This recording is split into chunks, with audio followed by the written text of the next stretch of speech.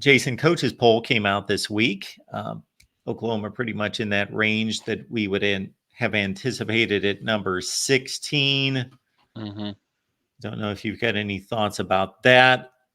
My initial thought about any of this is, and I got asked a few questions concerning other teams when the poll came out in terms of, do you think they're overrated or underrated, or do you think that's fair? And when you throw out the term fair, these guys can rank these teams wherever they want. I'm of the thought that as long as you're consistent, meaning sometimes you'll hear, well, the defending national champion should be ranked number 1 to start the next season.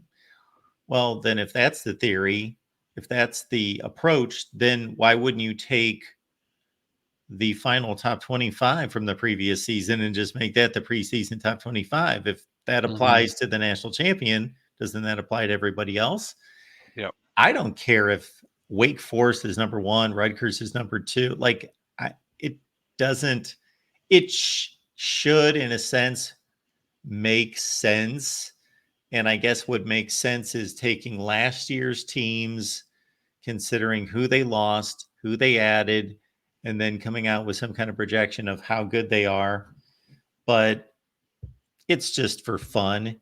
It doesn't matter. And it especially doesn't matter now that we've got a playoff with a committee deciding and their own rankings. But I will say this, that there's obvious groupthink there.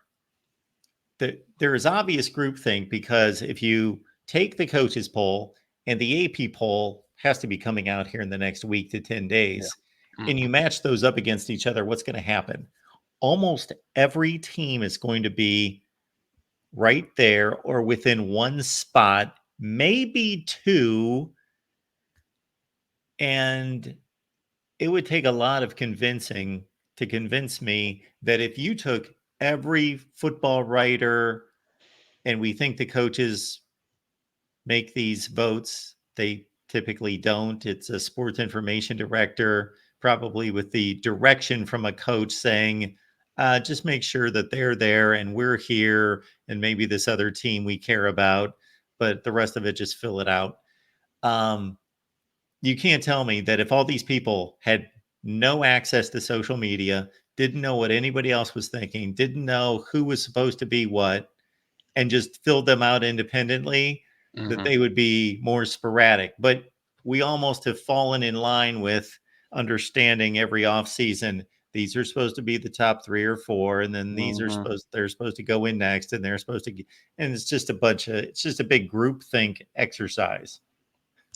It really is. Yeah, that was one of the things I was going to say, Mark. It seems maybe the coaches bowl more than the AP, but yeah, the teams that are traditionally, and of course, there's going to be some, there's going to be some nuances in there. I mean, Ole Miss is probably not a team that is traditionally in the top 6, right? And then I'm trying to look at some others, but I mean, yeah, most of the others, when you look at your top 15, they're the typical blue bloods of college football.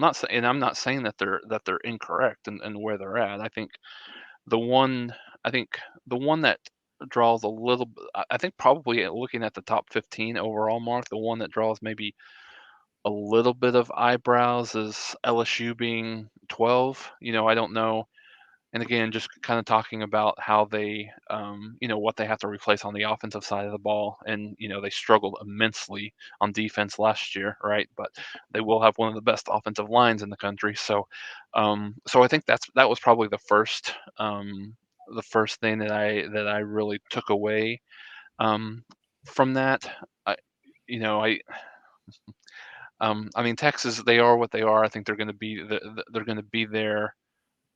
They're going to be up in that top 5, 6 range just based on their schedule that we talked about a little bit last week, right? And I think the other thing that kind of was brought home is Oklahoma's going to face. We talked about the schedule as well. 6 of the top 15 in this group. When you look at Texas, Alabama, Ole Miss, Missouri, LSU, and Tennessee.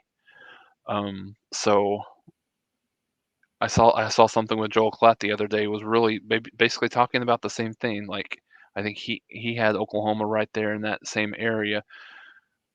And again, like a lot of people feel like Oklahoma probably is a little bit better than the number 16 team in the country, at least right now. But they can't put them any higher, or they won't, don't really want to put them any higher than number 16 because of the schedule, right? And I think there's an argument, I guess, that can be made when you philosophically, right? When you put together rankings, do you put together rankings on how good this team is currently, or do you put together rankings on where you think they will be because of the schedule? For me, I just rank the teams based on how good I think they are. At this point, all right, not what I project them to be. And so, but yeah, I think we thought most. For me, I thought Oklahoma coaches AP would probably be anywhere between that 14 to 18 range, and obviously with the coaches, they landed right there in the middle. There's a few. When you look at some of these teams in front of them, Mark, I think you you wonder about the quarterback position, because the quarterback position at the end of the day is going to obviously hold a lot of weight. With Florida State being a top 10, is DJ good enough? Is he good enough to carry a team in a few games here, here and there when he has to win those games, right? Drew Aller from Penn State had a really good year last year, but is he good enough to is he good enough to win these games, the games that he needs to win? And Michigan, kind of the same thing. I'm not sure that we quite know who's going to be starting quarterback there, but where that goes. But yeah, I think it's probably pretty fair where Oklahoma's at, you know based on what they have coming back this year, and the question marks that they probably have on just coming in at the quarterback and the offensive line position more than anything. I've got a stat for you. So I looked at the last three coaches polls, preseason and postseason. So that's 25 teams per season for 2023, 22, and 21. So that's 75 teams, 25, 25, 25. How many do you think out of those 75 teams from the preseason poll finished ranked in the final top 25?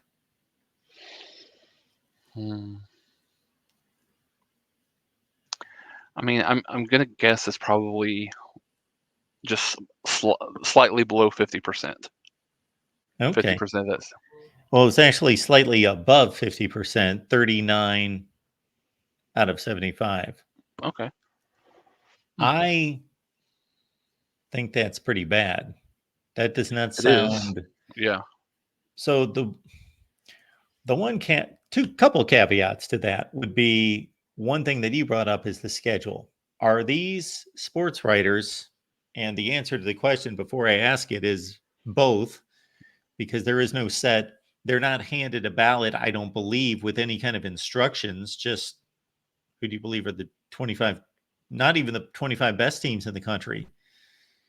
If you want to fill it out, and this is the way I would approach it, with the 25 best teams in the country, according to my judgment, I would not look at a schedule. I would let the schedule play out and not try to grade the teams against a schedule and make a prediction about where they're going to finish. If I think the seventh best team in the country, like Phil Steele, if I believe that that's Oklahoma, I'm going to rank them seventh in the country, not think, Yeah. well, they're going to go 8-4 because they play such a tough schedule. So I'm going to rank them 18th. I would rank them seventh if I truly believed that they were the seventh best team in the country, and then I would allow the schedule to play out. To the writers' defense, well, this isn't the writers, but their preseason polls are just about as accurate or inaccurate as the coaches' polls. So I'm sure if I ran the numbers on them, it would be just about the same. And I guess I will when they come out with their top 25 in a few days. But the one defense I will make is that there are teams outside the top 25 at the end of the season that you could make an argument could finish in the top 25. So you could have a team at number 24 in the preseason poll and they finish 9-4 and they just so happen to be outside the final poll, but there's an argument that they could be in the poll. And I saw a number of those examples. Like Minnesota finished 9-4 2 years in a row and did not finish in the top 25. And so if that's all you knew is, well, Minnesota's not a top 25 team the last 2 years, you would Hmm. draw a certain conclusion to that. But Right. knowing that there are other 9-4 teams in the poll, they just didn't get selected. Yeah. No, you're absolutely right. Yeah. I mean, and yeah, I mean, it's always a good case study, right? Just to see, um, like, just to see where these teams end up based on where they're at or where they're projected. And one of the other things I always like to look at that's just interesting to me is some of the team, just how the first place votes are allocated, Hmm. right? I mean, Georgia and Ohio State got the majority. I mean, obviously Georgia got the majority of them with 46 first place votes. Ohio State got 7, but then you look, Texas got 1, um, and Michigan got 1. So yeah, I mean, I think it's. I mean, you wonder. I mean, because I don't think I don't think it's a lot. You can't vote for your own team, right, as number one, or I don't think you can put your own team in there. I don't know the rules behind that, but That's a great question. I anyways, you know, Michigan specifically, as much newness as they have, to this season, that's interesting. But Yeah. yeah, no, you're right. There's Yeah. just a lot to be made of how much this changes from where it starts to where it ends. I'm going to see if we can find out who voted Michigan number one. But to your point, I don't know if a coach is able to do that, vote their team number one. I've never heard that that was outlawed. Um, yeah, I don't know. I'm just curious about who voted Michigan number one. And maybe that particular person has the philosophy that I mentioned a few minutes ago that they're the defending champions. So we're going to start them number one until they're not the champions. Although the term defending champion, and I use it as well, so I'm not picking on anyone because I do the same thing. They're actually not defending champions. They've already won a championship. It's not going to get taken away from them. They won the well. This one may get taken away from them. I So was gonna maybe say, I'm saying this the wrong year, Jason, yeah, but everybody gets my point. 2023 is 2023. They can go 0-12 this year. Again, this is a bad example this year with Michigan, but right. um, Most years. most years, you're not going to have your championship. It's not a boxing belt. It's not the heavyweight championship Hmm. that you lose and give to somebody else, and you've got to defend it every time you go out there. And again, I use the term too, so I'm not getting on Yeah, anyone. But actually, as soon as I look this up, I'm going to take us to another part of the poll that I am a stickler about. Um, and that's the bottom of the poll.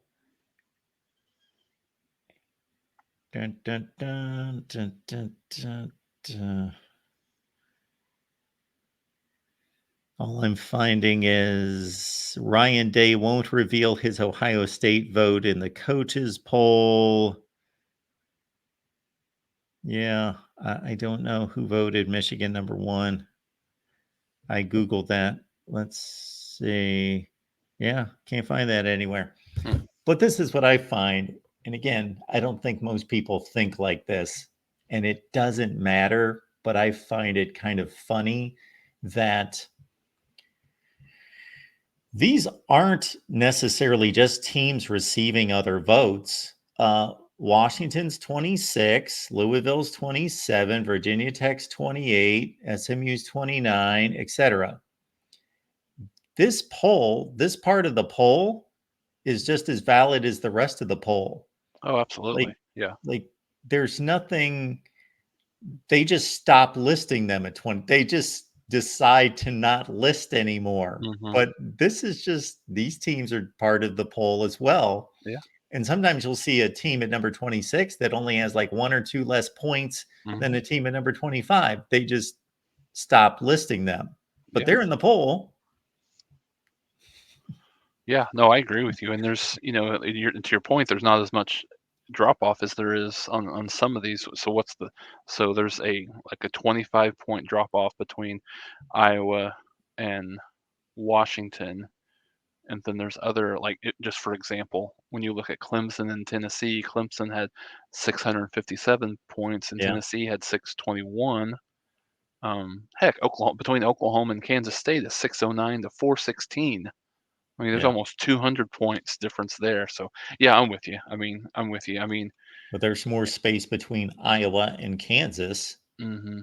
almost 40 points, 38 points, and there is between Iowa and Washington. Yeah, yeah. No, I'm with you. I've always thought that as well. Those other teams should get the same.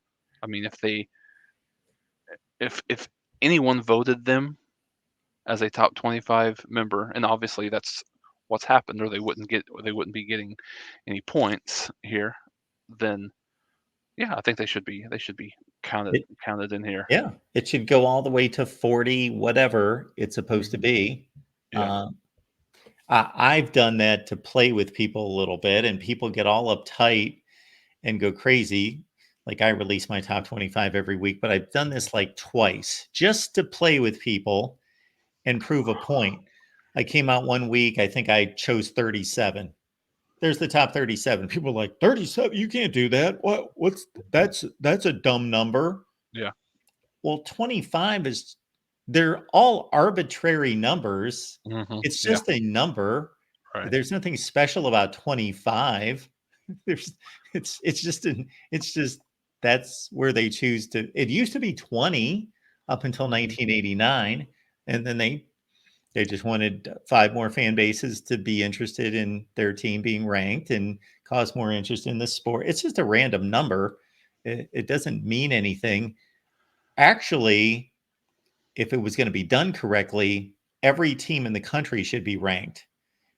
And then you would end the stigma of you're ranked, you're good, you're unranked, you're no good. When, again, if we looked at the end of last season's poll, you'd see that the 5 to 6 teams that are just outside the poll are basically just as good as the couple final teams inside the poll.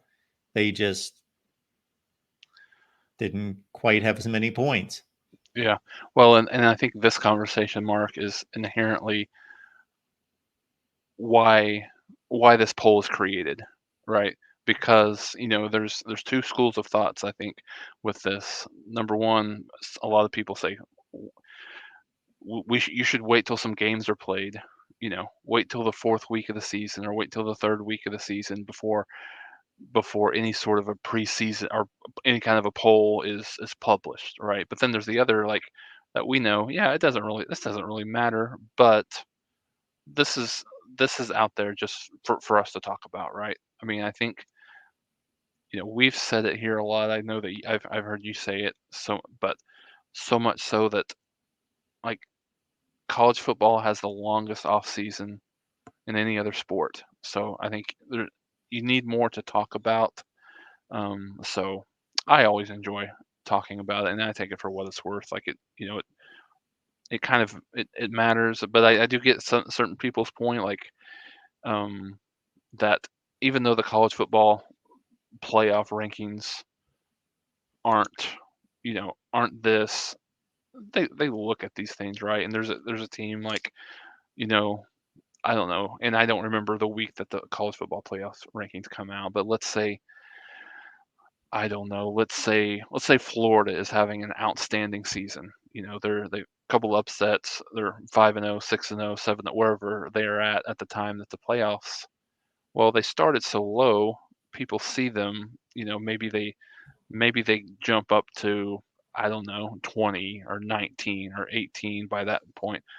Well, they still, even though the college football rankings may not necessarily have them that low, they're probably not going to have them in the top 4 or 5 at that point. So that's the value that I see of not releasing that. But I think it's just generically, I think it's fun to talk about. It is, and it does have an impact on how people think. So, for example, we've got a Georgia Clemson game to start the season. Georgia's number one. If Georgia loses to Clemson on a last second field goal, wonder where they would drop. Hmm. It would surprise people. People would be like, where do we drop that? They'd probably drop to 7, 8, something like that, Hmm. maybe. Uh, but if Georgia was unranked and they played the same exact game against Clemson, the same Clemson team, they started unranked, they lost the game by a field goal, they would still be unranked. Yep. Yep. Absolutely. So Yeah.